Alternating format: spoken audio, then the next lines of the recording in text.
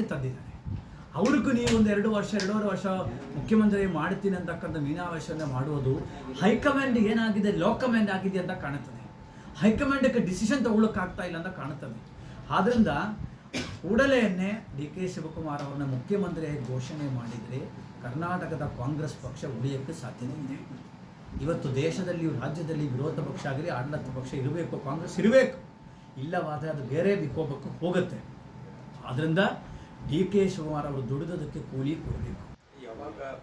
ಅದಕ್ಕೆ ನನಗೆ ಬಂದ ಮಾಹಿತಿ ಪ್ರಕಾರ 10ನೇ ತಾರೀಕು, ಡೆಲ್ಲಿಯಿಂದ ಬಂದ ಮಾಹಿತಿ ಪ್ರಕಾರ 10ನೇ ತಾರೀಕು ಮುಖ್ಯಮಂತ್ರಿಯಾಗಿ ಅವರು ಪ್ರಮಾಣ ಸ್ವೀಕಾರವನ್ನು ಮಾಡ್ತೀವಿ ಅಂತಕ್ಕಂಥ ಮಾಹಿತಿಯನ್ನೇ ಒಂದಷ್ಟು ಮೂಲಗಳಿಂದ, ಡೆಲ್ಲಿ ಮೂಲಗಳಿಂದ ಮಾಹಿತಿ ಬಂದು. ಮತ್ತು ಅವರ ಬರ್ತ್ಡೇ ಕೂಡ ಇದೆ.